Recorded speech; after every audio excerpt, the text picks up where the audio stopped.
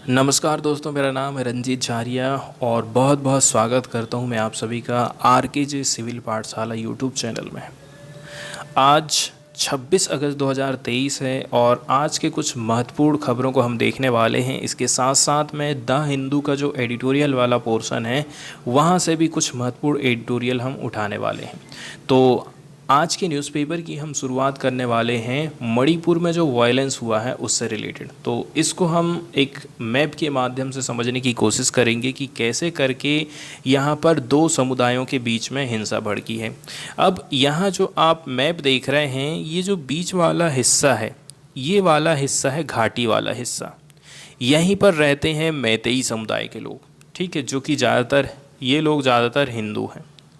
इसके बाद रहा बाकी का जो एरिया है, ये वाला जो 90% हिस्सा आप देख रहे हैं, इस एरिया में ईसाई लोग रहते हैं। मतलब ज़्यादातर पहाड़ी एरिया है और जनजाति समुदाय के लोग यहाँ पर रहते हैं, जैसे कि आप कुकी बोल सकते हैं या फिर नागा जनजाति के लोग बोल सकते हैं। अब भले ही यहाँ पर जो 10% के हिंदू हैं, लेकिन इनकी सरकार में जो भागीदारी है वो ज़्यादा है। मतलब 40 सदस्य हैं इनके विधानसभा में। लेकिन ये जो जनजाति वाले एरिया की हम बात कर रहे हैं, 90% वाले हिस्से की बात कर रहे हैं, इसके मात्र 20 सदस्य ऐसे हैं जो कि सरकार में बैठे हुए हैं। तो जाहिर सी बात है, ज़्यादा लोग सरकार में बैठे हैं, मतलब सरकार के ऊपर ज़्यादा ये प्रेशर डाल सकते हैं कि भाई आप जो है हमें एसटी का दर्जा प्रोवाइड करिए। अब ये एसटी का दर्जा आखिर क्यों मांग रहे हैं?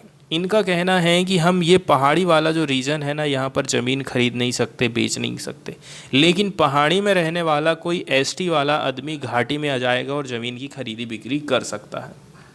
इसके अलावा इन्होंने ये भी कहा था कि भाई जब भारत आज़ाद हुआ था, उस टाइम में जब भारत आज़ाद हुआ 1949 में, भारत संघ जब बना, राज्य में विलय होने के पहले ये जो मैतेई समुदाय है, एसटी के रूप में मान्यता इसको मिली थी। मैतेई समुदाय कहता है कि एसटी का दर्जा समुदाय को संरक्षित करेगा। इसके अलावा इनकी जो पैतृक भूमि है हम उसको सेव कर पाएंगे, हम हमारी संस्कृति को बचा पाएंगे। ऐसा ये 10% वाले लोगों का कहना है, मतलब हिंदू लोगों का कहना है, मैतेई लोगों का कहना। अब जाहिर सी बात है, जब पहाड़ी में रहने वाले जो एसटी वाले लोग हैं उनको पता चलेगा कि ये लोग जो ऑलरेडी से इतना प्रगति कर चुके हैं, ये और भी चाह रहे हैं कि हमें एसटी का दर्जा दिया जाए। यही एक रीज़न था जिसके चलते चलते विरोध प्रदर्शन हुआ, लोगों ने रैलियां निकाल करके अपना विरोध दर्ज किया। जैसे कि आप देख सकते हैं, all tribal student union Manipur, Kuki जनजाति के लोगों की तरफ से एक जनजाति एकजुटता रैली निकाली गई थी और इसका विरोध प्रदर्शन किया गया था। इसके बाद धीरे धीरे मामला बढ़ते जाता है, वायलेंस होता है, घटनाएं होती हैं और यहाँ तक कि महिलाओं को इसमें टूल की तरह इस्तेमाल किया जाता है, उनकी नेक्ड परेड कराई जाती है। तब जाकर के सरकार थोड़ी जागी, सुप्रीम कोर्ट जागा और लोग भी जागे। तो इस प्रकार की घटनाएं मणिपुर में हुई हैं। मणिपुर का कंपोजिशन भी आप देख चुके हैं कि देखिए, मणिपुर की जो घाटी है, यहाँ पर जो भूभाग है वो मात्र 10% है। मणिपुर का जितना भी एरिया है उसका मात्र 10% एरिया में मैतेई लोग रह रहे हैं। जो राज्य की 64% से भी ज़्यादा आबादी यहाँ पर निवास कर रही है और टोटल 60 सीट में से 40 सीट जो है मैतेई लोगों के पास में है। इसके साथ साथ में अब ज़्यादातर जो पहाड़ी एरिया वाला देख रहे हैं रीजन, यहाँ पर आदिवासी लोग रहते हैं। 90% हिस्सा है ये पहाड़ी रीजन। यहाँ पर 35% से भी ज़्यादा जनसंख्या रह रही है जनजातियों की, लेकिन विधानसभा में मात्र इनके जो सदस्य हैं वो कितने हैं? मात्र 20 ही सीट ये सेंड कर पाते हैं। अब यदि हम देखें धर्म के हिसाब से यदि बात करें, तो ये जो घाटी वाला एरिया है यहाँ पर हिंदू लोग रह रहे हैं और इधर जो ज़्यादातर आदिवासी लोग हैं, ये लोग ईसाई लोग यहाँ पर निवास कर रहे हैं। यहाँ पर मेनली जो ट्राइब्स रहती है वो है एनी नागा ट्राइब्स। इसके अलावा एनी कुकी ट्राइब्स के रूप में हम इनको वर्गीकृत कर देते हैं। मतलब मुख्यतः ये लोग ईसाई लोग हैं।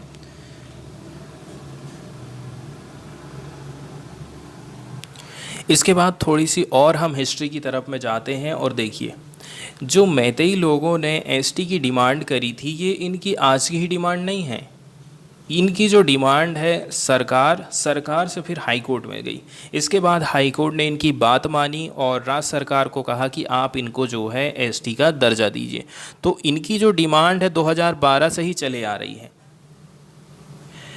हम देखते हैं कि 1949 में, ठीक है, 1949 में भारत संघ में राज्य के विलय होने से पहले, मतलब पहले ये राज्य के रूप में हमारे इसमें शामिल नहीं हुआ था, ये लोग पहले एसटी में हुआ करते थे, ऐसा दावा करते हैं मैतेई समुदाय के लोग, मैतेई कम्युनिटी के लोग, और चाहते हैं कि हम हमारी कल्चर को सेव कर सकें, हम हमारी भूमि की रक्षा कर सकें, हम जो है पहाड़ी एरिया में भी ज़मीन ले सकें, ऐसी इनकी डिमांड रही है। इसके बाद हम देखते हैं कि 1972 में मणिपुर को राज्य का दर्जा दिया गया। केंद्र शासित प्रदेश से क्या बनाया गया, 19वां राज्य बनाया गया। मैतेई समुदाय के लोग कहते हैं कि बाहरी लोग हमारे यहाँ पर ज़मीन ले लेकर के बसते जा रहे हैं। इसके अलावा हमारी जो जनसंख्या है वो तेज़ी के साथ में घटते जा रही है। जैसे कि 1951 की यदि हम बात करें, हम यदि 1951 की बात करें, 1951 की, तो इनका कहना है कि उस टाइम में हमारी जो जातियों की संख्या थी, हमारे जो कम्युनिटी के लोग थे वो 59% हुआ करते थे। आज के टाइम में ये घट कर के 44% रह गए हैं। इसलिए हम चाहते हैं कि हम हमारे लोगों को सेव करें। 2011 की जनगणना कहती है कि इनकी जो संख्या है वो कितनी रह गई है, 44% रह गई है। इसके अलावा नगा और कुकी आंदोलनों ने भी मैतेई राष्ट्रवाद को हवा दिया था। 1970 के दशक में हम देखते हैं कि जनसांख्यिकी परिवर्तन और पारंपरिक मैतेई क्षेत्रों के सिकुड़ने पर चिंताएं आने लगी थी। इसके बाद 2006 से 12 के बीच में बाहरी लोगों को रोका जा रहा था कि भाई आप मणिपुर में कैसे करके आ जाएंगे। इसके लिए इनर लाइन परमिट की डिमांड उठी थी। कुल मिलाकर के म्यांमार के साथ मणिपुर की पारगम्य सीमा पर कुकी जोमी लोगों की मुक्त आवाजाही ने जनसंख्या में चेंजेस लाया था। वहीं आप देख सकते हैं ये जो मणिपुर है, इसकी जो बॉर्डर है वो म्यांमार से लगी हुई है, मिजोरम से, असम से, नागालैंड से, ठीक है। तो अभी हाल फिलहाल में जो सुनवाई चल रही है वो इसी सीमा को लेकर के चल रही है, ठीक है। सुप्रीम कोर्ट चाहता है कि अभी हाल फिलहाल में इस वायलेंस से जुड़ी जो जांच चल रही है वो फ्री एंड फेयर तरीके से, ट्रांसपेरेंट तरीके से हो। इसलिए इस जांच में काफ़ी सारे चेंजेस हमको देखने को मिल जाएंगे।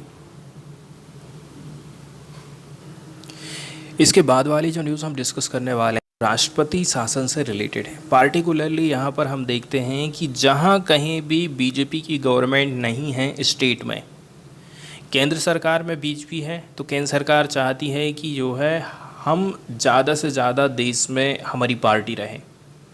मतलब हर राज्य में चाहती है कि बीजेपी ही राज करे। इसका फ़ायदा सीधा सीधा उसको जो है लोकसभा के चुनाव में मिलता है, आने वाले लोकसभा चुनाव में उसको फ़ायदा मिलता है। जहाँ पर बीजेपी की सरकार नहीं है वहाँ पर मुख्यमंत्री और राज्यपाल के बीच में हम अक्सर विवाद देखते हैं। एग्जाम्पल के तौर पर आप चाहे वो दिल्ली का मामला ले लो, चाहे वो पश्चिम बंगाल का मामला ले लीजिए, और अभी हाल फिलहाल में जो नया मुद्दा उठ रहा है वो पंजाब को लेकर के है, ठीक है। तो अभी हाल फिलहाल में जो मुद्दा उठा है वो पंजाब को लेकर के हैं। पंजाब के राज्यपाल और वहाँ के जो मुख्यमंत्री हैं दोनों के बीच में मेल नहीं खा रहा है। अब यहाँ पर पंजाब के जो राज्यपाल हैं उन्होंने मुख्यमंत्री को धमकी दिया है राष्ट्रपति शासन लागू करने की। तो सबसे पहले हमें राष्ट्रपति शासन के बारे में थोड़ी सी बेसिक जानकारी देखना है। राष्ट्रपति शासन का मतलब होता है सीधे सीधे राष्ट्रपति का शासन। अभी मुख्यमंत्री का चल रहा था, अब उसकी पावर ख़त्म, राष्ट्रपति की पावर चालू। लेकिन यहाँ पर देखा जाए पावर जो है राष्ट्रपति किसको दे देगा, राज्यपाल को दे देगा। राष्ट्रपति शासन का मतलब होता है राज्य सरकार निलंबित हो गई है और संबंधित राज्य में प्रत्यक्ष रूप से केंद्र सरकार की सरकार आ गई या फिर लागू हो गया है। इसको हम राज्य आपातकाल या फिर संवैधानिक आपातकाल के रूप में भी जानते हैं। संविधान में इसके लिए क्या क्या प्रावधान किए गए हैं। राष्ट्रपति द्वारा संविधान के 356 के माध्यम से केंद्रीय मंत्रिपरिषद की सलाह पर राष्ट्रपति शासन लगाता है। उसको सलाह कौन देता है, प्रधानमंत्री देता है, डायरेक्टली देखा जाए तो। जहाँ पर प्रधानमंत्री चाहेगा वहाँ पर राष्ट्रपति शासन लागू हो जाएगा।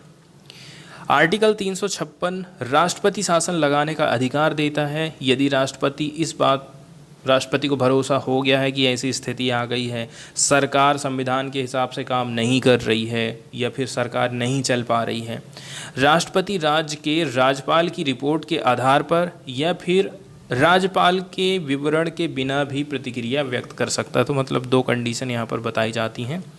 एक तो कहा जा रहा है कि राज्यपाल अपनी रिपोर्ट देगा, और राज्यपाल ने यदि रिपोर्ट नहीं भी दिया है तो भी राष्ट्रपति शासन लगाया जा सकता है, फिर अपने हिसाब से होगा ये।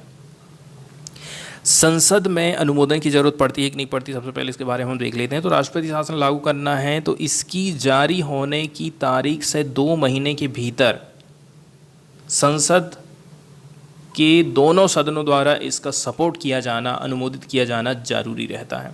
ठीक है, तो टाइम पीरियड क्या दिया गया है आपको, 2 महीने के भीतर।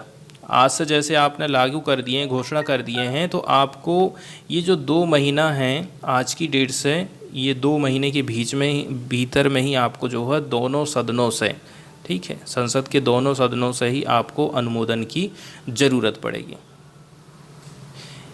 इसके अलावा राष्ट्रपति शासन की घोषणा को मंजूरी देने वाला जो प्रस्ताव रहता है, आप लोकसभा में भी लेकर के जा सकते हैं और राज्यसभा में भी लेकर के जा सकते हैं। लेकिन इसमें ध्यान ये रखना है कि इसमें सामान्य बहुमत को इससे हम पारित कर सकते हैं।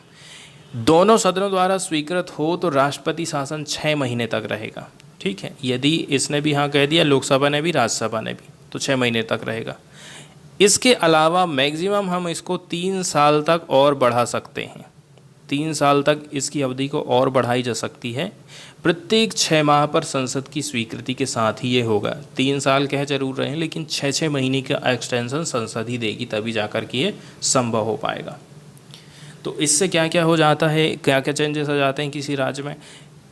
राज्य सरकार के कामों को केंद्र सरकार अपने हाथ में ले लेती है और राज्यपाल को सौंप देगी या फिर अन्य कार्यकारी अधिकारियों को वो पावर दे देगी। वो घोषणा कर सकता है कि राज्य विधायिका की शक्ति का यूज़ संसद द्वारा किया जाएगा। वो ऐसे भी कदम उठा सकता है जिसमें राज्य के किसी भी निकाय या फिर प्राधिकरण से संबंधित प्रावधानों को निलंबित करना शामिल है। इसके बाद इसको आप समाप्त कैसे करेंगे, तो राष्ट्रपति शासन किसी भी टाइम में रद्द किया जा सकता है। ठीक है, और इसके लिए संसद से स्वीकृति लेने की कोई ज़रूरत नहीं है। ऐसा तब होता है जब किसी राजनीतिक दल का नेता विधानसभा में बहुमत के लिए, ठीक है, आवश्यक न्यूनतम संख्या में सदस्यों के समर्थन के साथ सरकार बनाने के लिए अपना दावा प्रस्तुत करता है। इसके बाद देखा जाए राष्ट्रपति शासन में सुधार लाने से संबंधित बहुत सारे मुद्दे अभी तक उठे हैं, बहुत सारे निर्णय आए हैं, बहुत सारी सिफारिशें आई हैं। जैसे कि प्रशासनिक सुधार आयोग आया था 1968 में। इसमें कहा गया है कि राज्यपाल यदि कह रहा है कि यहाँ पर राष्ट्रपति शासन लगा दो तो उसकी रिपोर्ट में कुछ महत्वपूर्ण उद्देश्य होना चाहिए और इसके लिए राज्यपाल को अपना विवेक का इस्तेमाल करना पड़ेगा। फिर आई थी राजमन्नार समिति 1971। इसने कहा था आर्टिकल 356 और 57 को हटा दिया जाए। सरकारिया आयोग आया था 1988 में। इसने सिफारिश किया था कि 356 का यूज़ बहुत ही कम मामलों में होना चाहिए। एग्जाम्पल के तौर पर ऐसे मामलों में जब राज्य में संवैधानिक तंत्र फेल हो चुका है और उसको बहाल करना पड़ रहा है। फिर आया था एसआर बोबमई फैसला 1994 का। इस मामले में सुप्रीम कोर्ट ने उन स्थितियों को सूचीबद्ध किया था कि जहाँ जहाँ पर आप राष्ट्रपति शासन लगा सकते हैं। ठीक है, ऐसी स्थिति त्रिशंकु विधानसभा की, मतलब ऐसी स्थिति जब विधानसभा के आम चुनाव के बाद किसी भी दल को बहुमत नहीं मिलता है तब भी राष्ट्रपति शासन लगता है। फिर आया था चलैया आयोग 2002 का। उसने कहा था कि 356 का यूज़ काफ़ी विचार विमर्श के बाद और संयम तरीके से होना चाहिए। इसे केवल 256, 57, 355 के तहत सभी प्रावधानों की विफल रहने के बाद ही अंतिम उपाय के तौर पर आप इस्तेमाल करिए। फिर आया था पुंछी आयोग 2007 में। तो पुंछी आयोग ने कहा था कि 355 और 356 में संशोधन की ज़रूरत है। इस आयोग ने केंद्र द्वारा इन अनुच्छेदों के दुरुपयोग पर अंकुश लगाते हुए राज्यों के हितों की रक्षा करने की मांग करी थी। कहा था कि केंद्र सरकार इसका मिसयूज़ ना करे, राज्य सरकार की पावर को ना हड़प ले या फिर वहाँ पर अपनी सरकार स्थापित करने की कोशिश ना करें। इसके बाद नेक्स्ट वाला जो न्यूज़ हम डिस्कस करने वाले हैं वो मिड डे मील स्कीम से रिलेटेड है, जिसको हम मध्याह्न भोजन योजना बोलते हैं। ठीक है, बचपन में हमारे गांव में शुरू में ऐसा हुआ करता था कि शुरू में तो हमको खाना नहीं मिलता था। खाना के बदले में क्या होता था, सरकार की तरफ से हमें उचित मूल्य की दुकान जाना पड़ता था, राशन की दुकान जाना पड़ता था। लगभग हमारे गांव से जो जहाँ पर राशन की दुकान थी वो लगभग 3 से 4 किलोमीटर पड़ जाता था। ठीक है, और ये जैसे कि गांव का नाम था ढुटेरा था गांव का नाम। यहाँ से हम लोग 4 किलोमीटर पैदल जाते थे, और ये जो रास्ता है अभी भी कच्चा ही है। ठीक है, एग्जाम्पल के तौर पर यदि देखा जाए, जैसे कि यदि मैं कक्षा 5वीं से लेकर के 8वीं तक यहाँ पर पढ़ा हूँ, तो ये रास्ता अभी भी कच्चा है, पहले भी कच्चा था, और पता नहीं कितनी पीढ़ी निकल जाएगी तो भी कच्चा का कच्चा ही रहेगा। हमारे गांव में सोसाइटी नहीं थी, तो राशन जो है हमें यहाँ पर नहीं मिलता था, तो हमको ढुटेरा जाना पड़ता था। शुरू में क्या काम की थी सरकार, हमें चावल दिया करती थी, तो हम कच्चा चावल लेने के लिए ढुटेरा जाते थे झोला लेकर के, और फिर अपने घर आते थे। अब लेकिन आज के टाइम में ऐसा हो गया है, काफ़ी कुछ चेंजेस आ गए हैं। अब मैं अपने खुद गांव के स्कूल की यदि बात करूं तो वहां पर मिड डे मील स्कीम के अंतर्गत बच्चों को चावल, सब्जी, ठीक है, ये सारी चीज़ें प्रोवाइड करी जा रही हैं। कुछ बच्चे ऐसे हैं जिनके घर की कंडीशन बहुत ज़्यादा ख़राब रहती है, गरीबों के बच्चे हैं, ऐसे किसानों के बच्चे हैं जिनके पास खुद की ज़मीन नहीं है, दूसरों के यहाँ नौकरी करने के लिए जाते हैं। ऐसे लोग खुद तो कुपोषण से प्रभावित होते ही, साथ साथ में इनके बच्चे भी कुपोषण का शिकार होते हैं, और फिर कुपोषण के चलते चलते बच्चों का मानसिक और शारीरिक विकास नहीं हो पाता है। ऐसी कंडीशन में सरकार ने जो mid day meal scheme launch करी थी, ये बहुत इम्पॉर्टेंट हो जाती है। लेकिन देखिए, मिड डे मील स्कीम के अंतर्गत भी सरकार को पोषण के ऊपर बहुत ज़्यादा फोकस करने की ज़रूरत है, क्योंकि ज़्यादातर मैं देखा था गांव, कभी कभी जाता था वहाँ पर, तो इतना बेकार खाना रहता था वहाँ का, सब्जी बिल्कुल एकदम पानी पानी। तो ऐसे करके आप कैसे इंश्योर कर सकते हो कि इससे बच्चों का जो है पोषण आप इंश्योर कर सकते हैं। इसकी टाइम पीरियड पर मॉनिटरिंग होते रहना चाहिए। हफ्ते में 15 दिन में बाहर से ऑफिसर आएँ, इसकी चेकिंग करें कि कैसा खाना मिल रहा है, नहीं मिल रहा है। इसके अलावा उसका असर बच्चों के ऊपर कितना पड़ रहा है, इसकी भी मॉनिटरिंग होना बहुत ज़्यादा ज़रूरी है। तो ये जो मध्याह्न भोजन योजना है, ये केंद्र प्रायोजित योजना है। ठीक है, केंद्र प्रायोजित योजना है। इसकी शुरुआत केंद्र सरकार ने 1995 में करी थी। ये प्राथमिक शिक्षा के सार्वभौमिकरण के लक्ष्य को प्राप्त करने के लिए विश्व का सबसे बड़ा कार्यक्रम माना जाता है। इसके अंतर्गत कक्षा 1 से लेकर के 8 तक कक्षा में अध्ययन करने वाले बच्चों को 6 से 14 साल की आयु के हर बच्चे को पका हुआ भोजन प्रदान किया जाएगा। अब यहाँ पर 6 से 14 साल की आयु का उल्लेख कर दिया गया है। अब जिसकी उम्र 15 साल की है और वो 8वीं में है, तो उसको खाना मिलेगा कि नहीं मिलेगा? तो जाहिर सी बात है मिलेगा ही, जब वो 8वीं में है। तो 2021 में इसका नाम चेंज करके प्रधानमंत्री पोषण शक्ति निर्माण योजना रख दिया गया था, जिसको शॉर्टकट में पीएम पोषण योजना बोलते हैं। ठीक है, इसमें क्या है, प्राइमरी कक्षा के बाल वाटिका के छात्रों को भी शामिल किया गया है। मतलब 3 से लेकर के 5 साल के आयु के जो बच्चे हैं, इनको भी इसमें शामिल कर दिया गया है। गुणवत्ता जांच की यदि हम बात करें, एगमार्क गुणवत्ता वाली वस्तुओं की खरीद के साथ में स्कूल प्रबंधन समिति के 2 या 3 वयस्क सदस्यों द्वारा भोजन का स्वाद चखा जाता है।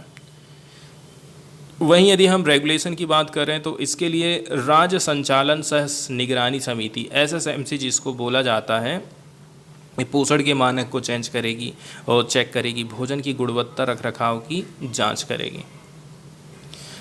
पोषण के लेवल की बात करें, किसको कितना लेवल देने की ज़रूरत है, तो जैसे कि कक्षा 1 से लेकर के 5 तक के जो बच्चे हैं, इनके लिए 450 कैलोरी और 12 ग्राम प्रोटीन दिया जाएगा।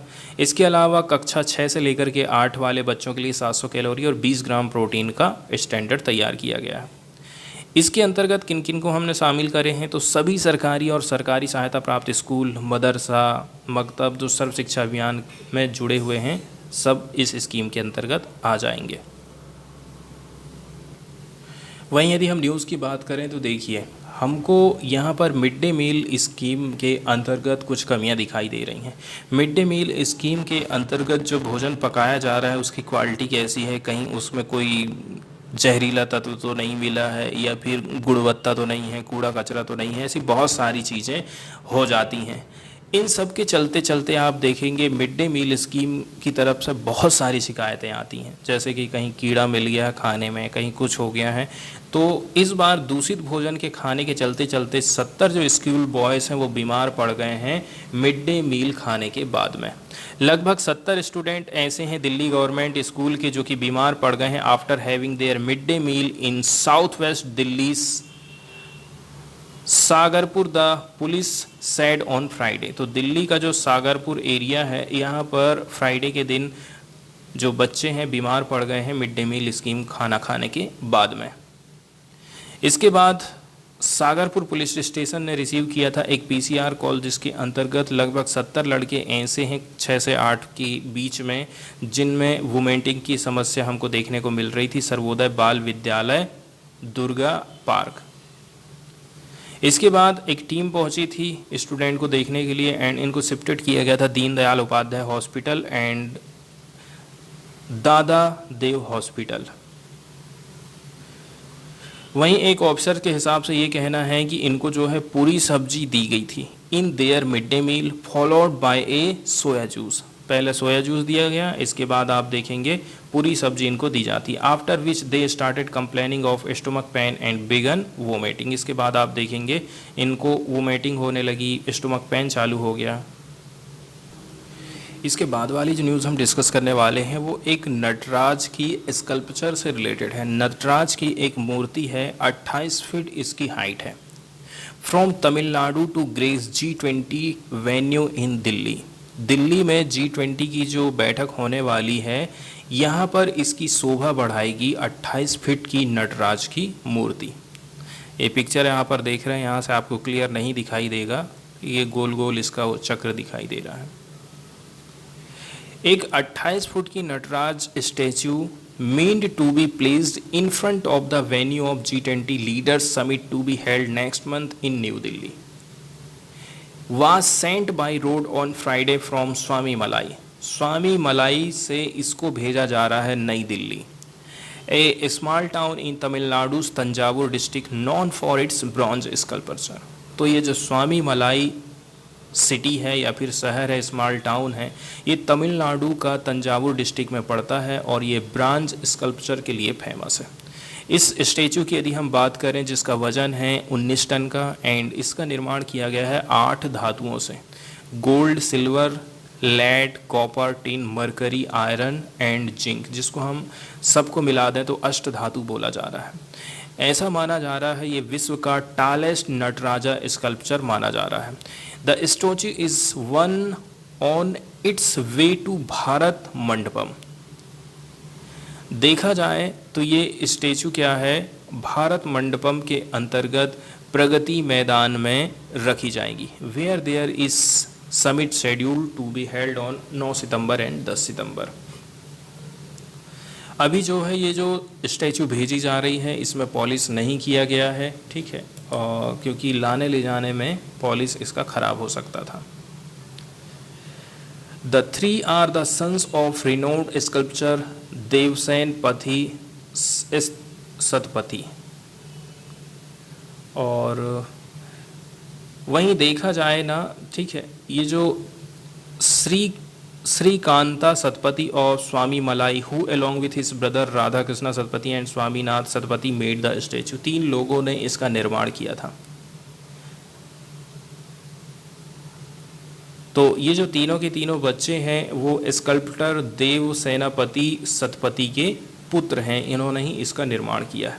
वहीं यदि हम बात करें कितनी इसकी साइज वगैरह है तो इसकी ऊंचाई 22 फीट है, ठीक है। इसके अलावा and the pedestal is 6 feet, इसका जो पेडेस्टल है वो 6 फीट है and making the entire structure 28 feet टाल। सब मिलाकर के ये 28 फीट बन जाता, क्योंकि इसका जो पेडेस्टल है वो कितने का है, वो है 6 फीट का। इसके लिए हमने जो है चिदम्बरम मॉडल को फॉलो किया था और ये जगह का नाम क्या है, Koneri Rajapuram and other Natarajas of the Chola period in the making this statue. तो पुराने टाइम पीरियड में, चोलों के टाइम में जो नटराजर की मूर्तियां बनाई गई थी उनको ध्यान में रखते हुए इनका निर्माण हमने किया है। 6 महीने का यहाँ पर प्रयास लगा था, तब जाकर के ये बन पाई है। वहीं यदि हम कॉस्ट की बात करें तो इस स्टैचू का जो कॉस्ट है वो लगभग 10 करोड़ आया है। इस स्टैचू को हैंडओवर किया गया है किसको? अचल पांड्या को, जो कि प्रोफेसर एंड एचओडी हैं conservation the Indira Gandhi national centre for art who will accompany it to New Delhi. इनको सौंपा गया है, फिर ये क्या काम करेंगे, नई दिल्ली में लेकर के इसको जाने वाले।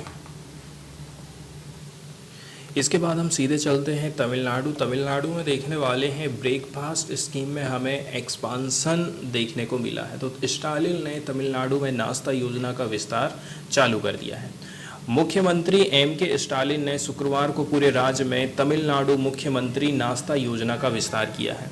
इससे देखा जाए 31,008 सरकारी स्कूलों में कक्षा 1 से 5 तक के 17 लाख छात्रों को लाभ मिलने वाला है और सरकारी खजाने पर यहाँ पर जो बोझा पड़ेगा वो है 404.41 करोड़ रुपया का। तो कार्यक्रम में बोलते हुए उन्होंने कहा था कि उन्हें नागपट्टिनम के थिरुकुल्लवाई पंचायत यूनियन मिडिल स्कूल में प्रमुख योजना के विस्तार को शुरू करने पर बहुत गर्व है। इसकी शुरुआत कहाँ से करी गई है ये हमको ध्यान रखना है। तो इस फ्लैक्सिंग स्कीम को इन्होंने एक्सपांसन किया था। Pride in launching the expansion of flexing scheme, जगह का नाम है Thirukkuvalai panchayat union middle school, Nagapattinam में ये इसकी शुरुआत हुई है। He said a survey done among 10 lakh children aged less than 6 in urban areas showed that nearly 92,000 of them were malnourished। एक सर्वे कराया गया था, 10 लाख बच्चे इसमें शामिल थे, जिसमें से 92,000 ऐसे हैं जो कि कुपोषित हैं। इसके बाद हम अगली जो न्यूज़ डिस्कस करने वाले हैं वर्ल्ड मैप के अंतर्गत आज हम देखने वाले हैं डेनमार्क के मैप को। तो यहाँ पर डेनमार्क का पॉलिटिकल मैप प्रस्तुत किया गया, इसको आप देख सकते हैं। तो जो नॉर्थ सी है, नॉर्थ सी में लोकेटेड है डेनमार्क और बाल्टिक सागर इसके पड़ता है पूर्वी वाले साउथ और पूर्वी वाले हिस्से की तरफ में। 2 कंट्रीज़ ऐसी हैं जैसे कि स्वीडन के साथ में ये क्या काम करता है, समुद्री सीमा साझा करता है। जर्मनी के साथ में ये लैंड वाली सीमा को साझा करता है। यहाँ पर आप देख सकते हैं साउथ वाले हिस्से की तरफ यदि आप जाते हैं तो। अब चलते हैं न्यूज़ की तरफ और देखते हैं न्यूज़ में क्या बताया जा रहा है। Denmark government to bring new law, Denmark की सरकार क्या है, कुछ नया कानून लेकर के आ रही है जिसके अंतर्गत जो जातिगत यहाँ पर हिंसाएं हो रही हैं उसको रोका जा सके कुल मिलाकर के, इसलिए ये नियम कानून यहाँ पर आने वाला है।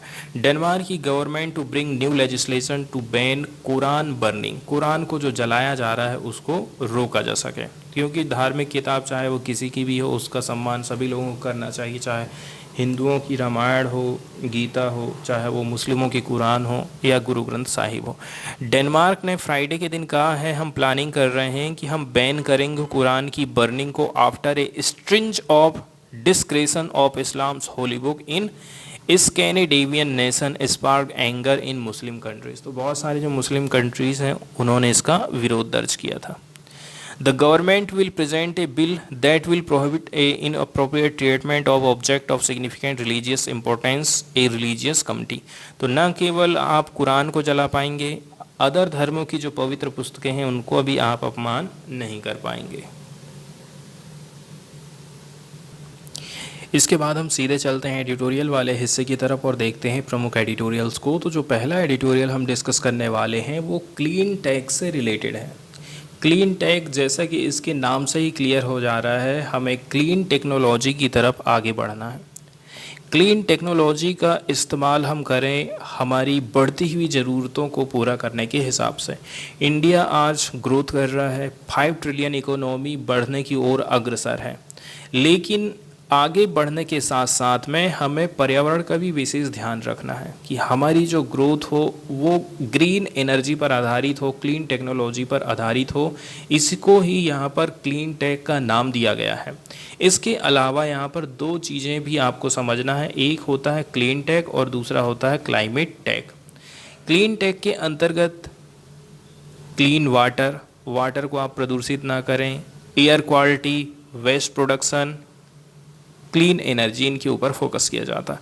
वहीं जो क्लाइमेट टेक की बात करें, ऐसी कंपनियां जो कि एग्री टेक में लगी हुई हैं, एफॉरेस्टेशन में ध्यान देती हैं, कार्बन कैप्चरिंग करने का काम करती हैं और जियो इंजीनियरिंग के ऊपर फोकस करती हैं, तो ये सारी की सारी चीज़ें क्लाइमेट इनिशिएटिव से संबंधित हैं, क्लाइमेट टेक से रिलेटेड हैं।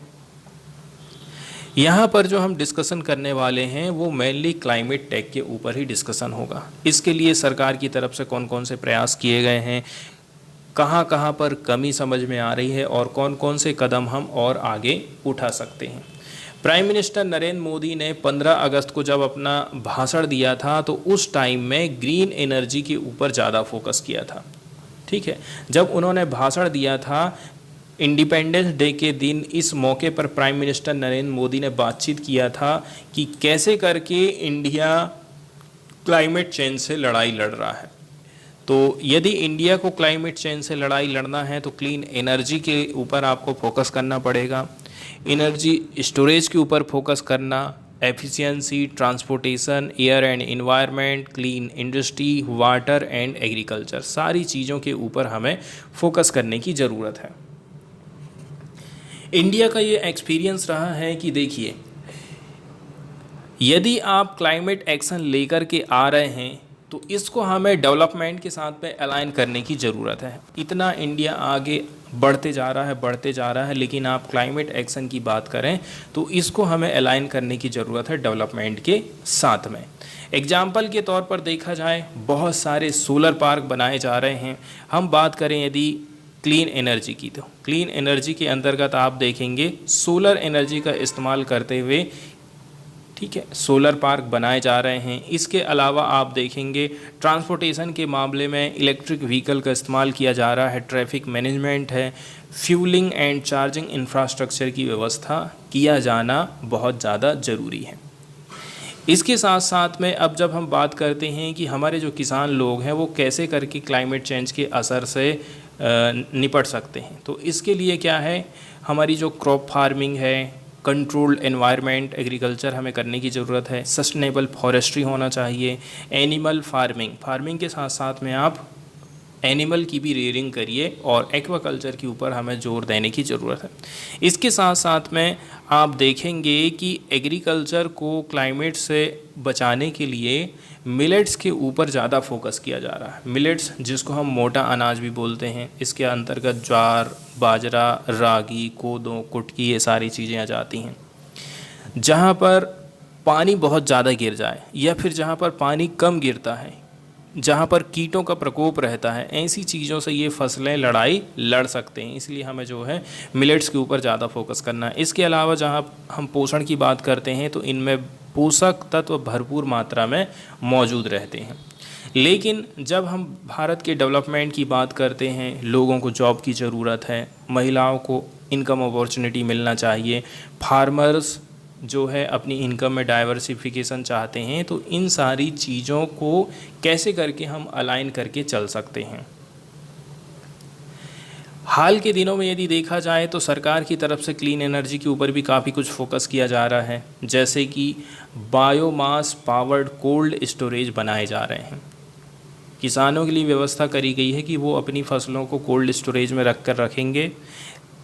यहाँ पर भी बायोमास की मदद से बिजली बनती है और उस बिजली का इस्तेमाल किया जाता है इन कोल्ड स्टोरेज को चलाने में। और ये पार्टिकुलरली हम बात कर रहे हैं महाराष्ट्र की। Maharashtra selling lemons make a gain that is 3 to 5 times that of original price. Original price से 3 से 4 गुना जो है वो प्राप्त कर पा रहा है। कैसे करके प्राप्त कर पाएगा? यदि वो जो है लेमन का कोल्ड स्टोरेज करके रखता है, ठीक है। और इसके लिए भी किसका इस्तेमाल किया जा रहा है? बायोमास पर आधारित। बायोमास पर आधारित कोल्ड स्टोरेज की व्यवस्था महाराष्ट्र में करी गई है। इसके अलावा सोलर सिल्क रीलिंग मशीन हमको देखने को मिल जाएगी।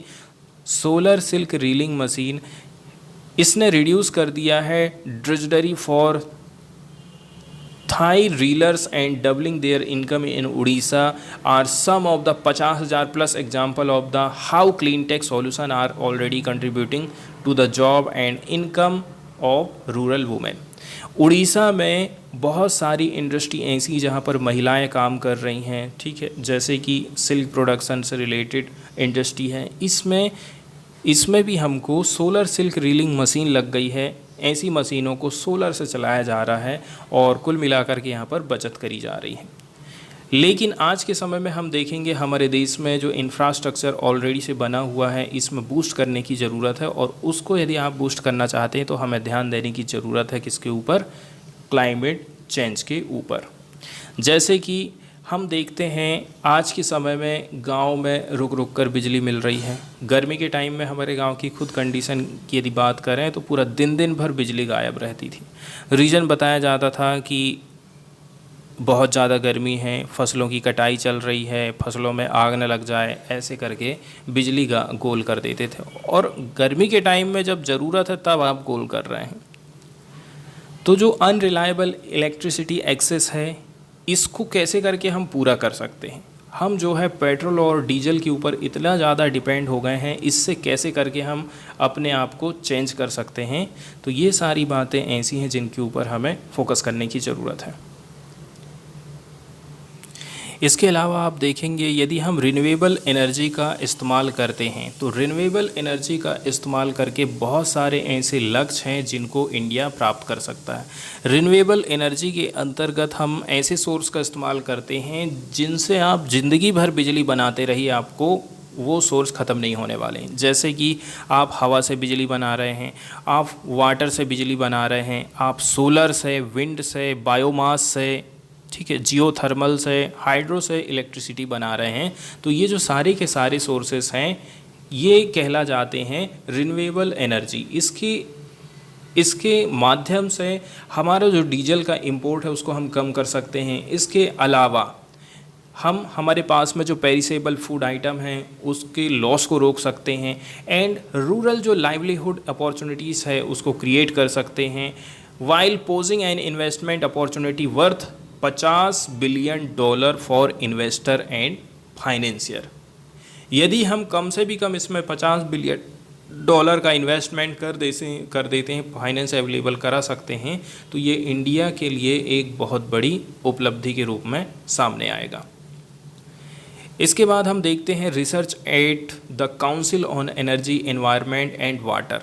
इसने बताया है कि 12 ऐसी जो क्लीन टेक सॉल्यूशन हैं, इसमें अलग अलग चीज़ हो सकती है, जैसे कि सोलर पंप, किसान लोग जो पंप का इस्तेमाल कर रहे हैं यदि वो सोलर से चलने लग जाए। इसके अलावा कोल्ड स्टोरेज है, चरखास है एंड लूम्स हैं। यहाँ पर पोटेंशियल मौजूद है, ये इम्पैक्ट डाल सकता है 37 मिलियन लाइवलीहुड के ऊपर, या फिर 16% हमारी जो रूरल पॉपुलेशन है उसको प्रभावित कर सकता है, उनको सपोर्ट कर सकता है। यहाँ पर हमें ज़रूरत है कि लगभग 3-fold अप्रोच की to traverse this journey from 5,000 plus to 10 of billions. इसके बाद बताया जाता है कि यहाँ पर जो एग्जिस्टिंग गवर्नमेंट के प्रोग्राम चल रहे हैं जो कि लाइवलीहुड को सपोर्ट करते हैं, उनमें हमें लिवरेज प्रोवाइड करने की ज़रूरत है। एग्जाम्पल के तौर पर यदि हम बात कर लें प्रधानमंत्री मुद्रा योजना, जिसके अंतर्गत जो माइक्रो इंटरप्राइजेस रहती हैं उनको कोलैटरल फ्री लोन प्रोवाइड किया जाता है। कोलैटरल फ्री का मतलब ये है यदि आप बैंक के पास जाएंगे लोन लेने तो बैंक आपको लोन ऐसे ही नहीं देगा, वो सबसे पहले आपकी इनकम देखेगा कि क्या आप लोन पटा सकते हैं, क्या आपके पास कोई ऐसी चीज़ है, सोना है, आपके पास ज़मीन है, आपके पास नौकरी है, यदि है तभी लोन देगा, नहीं तो आपको नहीं देगा। लेकिन प्रधानमंत्री मुद्रा लोन के अंतर्गत जो है कोलैटरल फ्री लोन प्रोवाइड करे जाते हैं माइक्रो इंटरप्राइजेस को, ठीक है।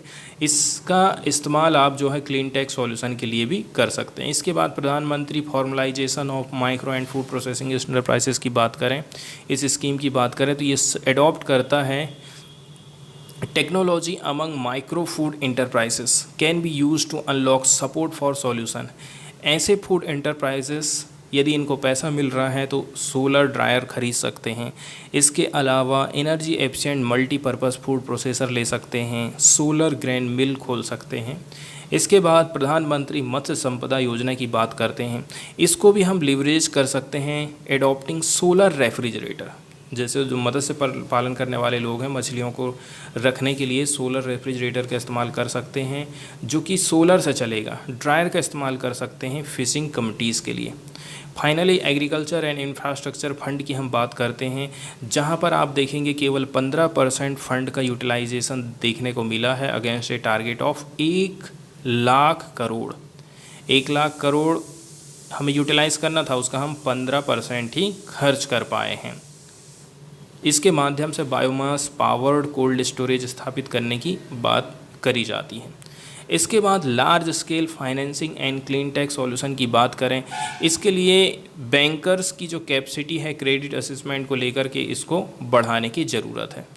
इसके बाद पार्शियल गारंटी की बात करी जाती है। इसके अंतर्गत जो है आप रिस्क को लो कर सकते हैं उनके इनिशियल स्टेज में, यदि कोई भी कंपनी स्थापित हो रही है of the market through partial guarantee, आप थोड़ा बहुत गारंटी दे सकते हैं। इसके अलावा जो फाइनेंशियल लोग हैं और जो एंटरप्राइजेस, दोनों के बीच में एक्टिव इंगेजमेंट होना चाहिए।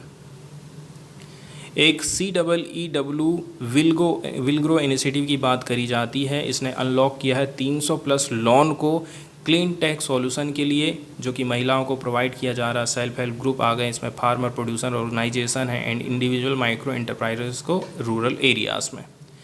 तीसरे नंबर की बात जो है वो है मल्टी एक्टर पार्टनरशिप। एक अकेला कुछ नहीं कर सकता है, बहुत सारे लोगों को साथ में आने की ज़रूरत है। इसमें टेक्नोलॉजी इनोवेटर है, मैन्युफैक्चरर्स है, डिस्ट्रीब्यूटर है एंड सर्विस प्रोवाइडर है, फाइनेंशियर है, मार्केट लिंकेज प्लेयर है। सारे के सारे ओवरऑल इकोसिस्टम को मजबूत करने के लिए काम कर सकते हैं। क्लीन टेक मैन्युफैक्चरर्स जो रहते हैं बहुत सारे चैलेंजेस को फेस करते हैं, जैसे कि लो प्रोडक्ट अवेयरनेस, प्रोडक्ट के बारे में लोगों को बिल्कुल जानकारी नहीं रहती है। Higher customer acquisition cost as users need to touch and feel this product before adoption. आप मार्केट में कहीं ऐसी कोई चीज़ लेने जाएंगे ना तो आपको ऐसा लगेगा कि ये चीज़ें बहुत ज़्यादा महंगी मिल रही हैं। इसके अलावा कस्टमर की संख्या बहुत कम है जो कि इस प्रकार की चीज़ों को ख़रीदते हैं।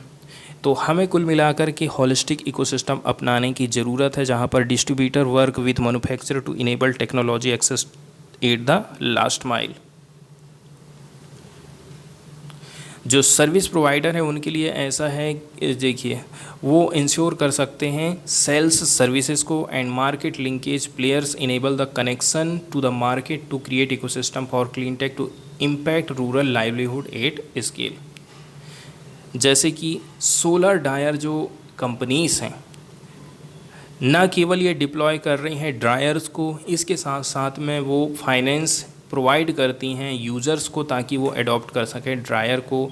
इसके बाद उनको वापस ख़रीद लेती है final produce from them to ensure market linkage. जैसे कि उनको ड्रायर किराए पर दे दिए या फिर उनको ड्रायर बेच रहे हैं, इसके बाद वो जो प्रोडक्ट बना रहे हैं उसको वो ख़रीद ले रही है।